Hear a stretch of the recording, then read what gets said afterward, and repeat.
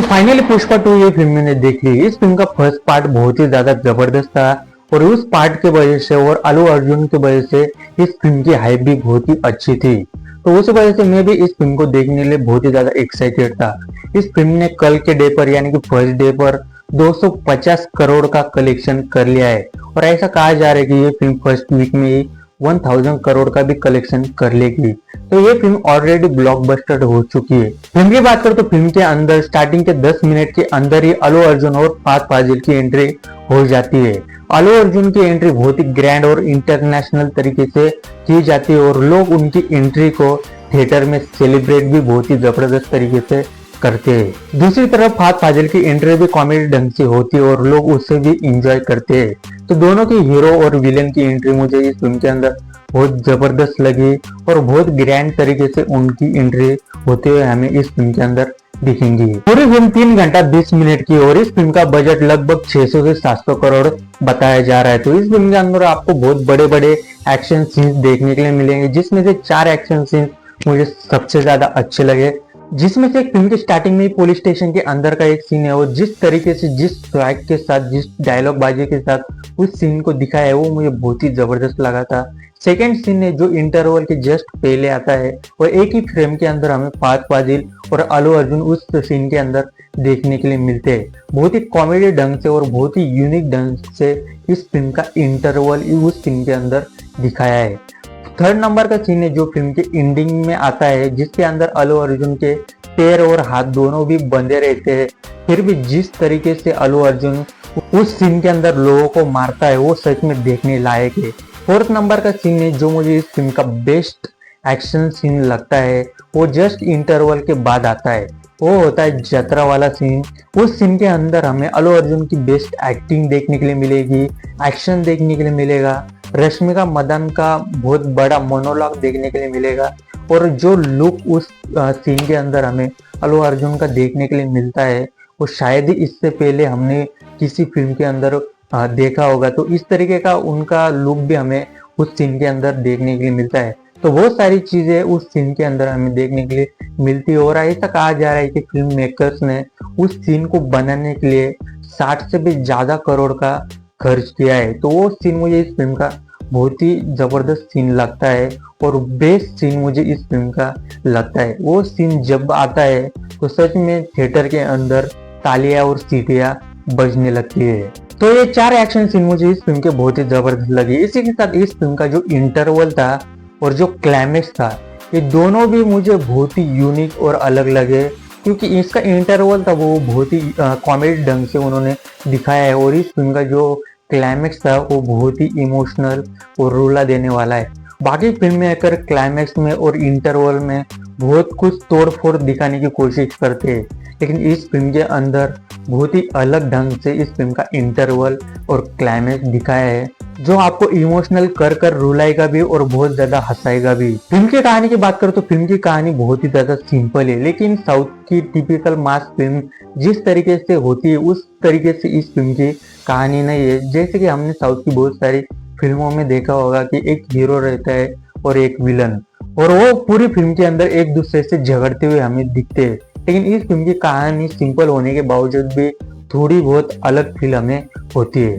कहानी के अंदर हमें ना एक पॉलिटिकल एंगल देखने के लिए मिलता है। पुष्पा भाऊ की जो फैमिली है उसकी फैमिली के अंदर की चाचा भतीजे की एक इमोशनल अलग एक कहानी देखने के लिए मिलती है। इसी के साथ जो फर्स्ट पार्ट के अंदर मंगल सेनू और शेखावत का कैरेक्टर था उनका इस फिल्म के अंदर बदला लेते हुए रिवेंज वाला एंगल भी देखने के लिए मिलता है। तो फिल्म के अंदर हमें बहुत सारी कहानी एक साथ चलते हुए दिखती है और ये तीनों कहानी के अंदर के जो विलन है वो लास्ट में एक साथ आते हैं पुष्पा भाऊ से लड़ने के लिए और वही कहीं ना कहीं थर्ड पार्ट के अंदर भी कंटिन्यू होते हुए हमें दिखेंगे। और इन सभी चीजों के वजह से ये फिल्म 3 घंटा 20 मिनट के होने के बावजूद भी कहीं पर भी आपको बोर फील नहीं होता है। एक्टिंग की बात करें तो अल्लू अर्जुन ने इस फिल्म के अंदर पूरी तरीके से फाड़ डाला है। एक्शन सीन हो या फिर इमोशनल सीन हो, उस बंदे ने जिस तरीके की जिस लेवल की एक्टिंग की मुझे नहीं लगता कि साउथ में और बॉलीवुड में कोई उस लेवल को छू सकता है।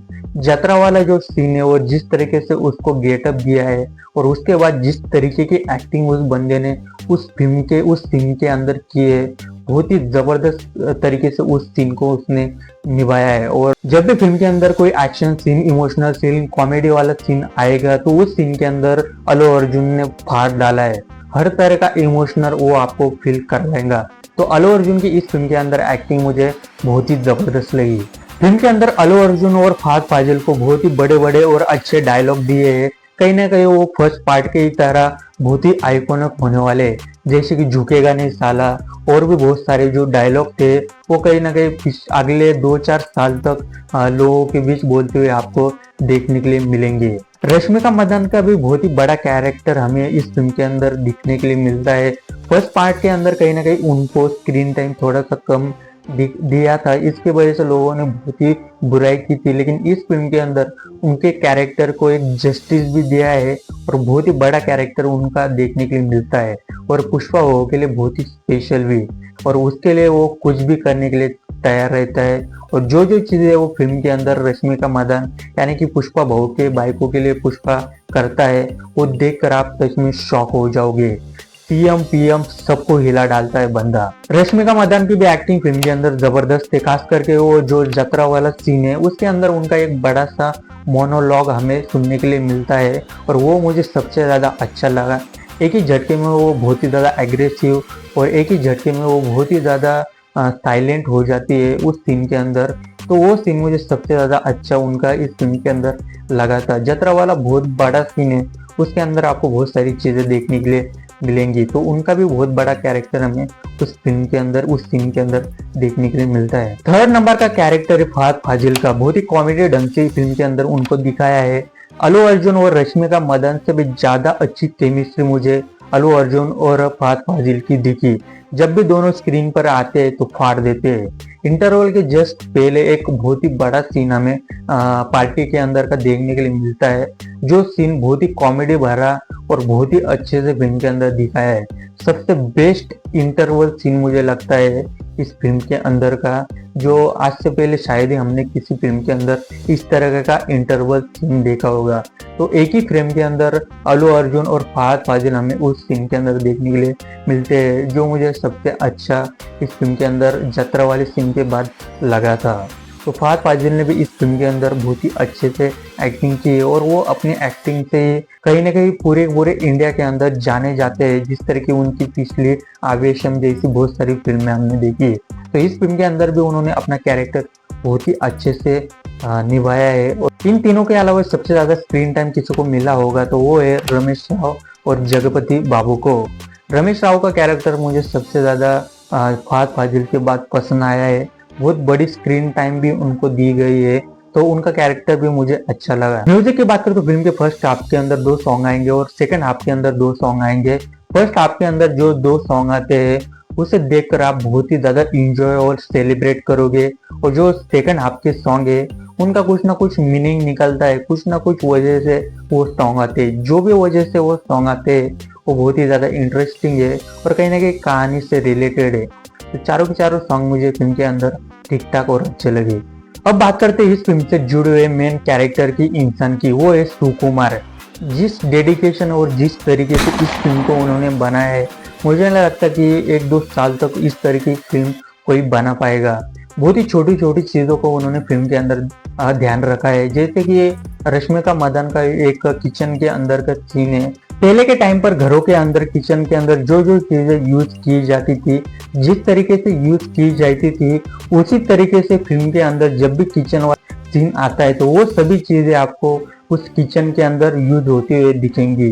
इसी के साथ इंटरवल के बाद जो यात्रा वाला सीन आता है, जिसके अंदर अल्लू अर्जुन जिस रीजन के वजह से अपना गेटअप चेंज करता है और उसका कनेक्शन कहीं ना कहीं लास्ट में जुड़ता है, तो इन दोनों चीजों की वजह से समझ में आता है कि डायरेक्शन इस फिल्म का कितना तगड़ा हुआ है। इन जैसी बहुत सारी चीजें आपको फिल्म देखकर घर आने के बाद समझ में आएंगी और कहीं ना कहीं कनेक्ट होगी। तो फिल्म के अंदर ये सभी चीजें मुझे अच्छी लगी। फिल्म के अंदर कुछ निगेटिव चीजें है, लेकिन ज्यादातर उनका कुछ फर्क फिल्म के अंदर पड़ता नहीं है, क्योंकि फिल्म के अंदर बहुत सारी स्ट्रॉन्ग चीजें, बहुत सारी सेलिब्रेट करने वाली चीजें, जिसके वजह से निगेटिव चीजें आपको फील तक नहीं होगी। तो इस फिल्म के अंदर की सभी की एक्टिंग, बीजीएम, म्यूजिक, डायलॉग सभी मुझे बहुत ही जबरदस्त लगे, लेकिन इंटरवल के बाद का जो जतरा वाला सीन आता है वो मुझे सबसे ज्यादा बेस्ट लगा। उसके अंदर अल्लू अर्जुन ने भी बहुत ही जबरदस्त एक्टिंग की है। उस सीन के लिए फिर से मैं इस फिल्म को देखने के लिए जाऊंगा। तो मुझे नहीं लगता कि अगले 4-5 साल तक इस तरह की फिल्म आपको थिएटर के अंदर देखने के लिए मिलेंगी। ये थिएटर वाली फिल्म है, इसे थिएटर में ही जाकर देखना चाहिए।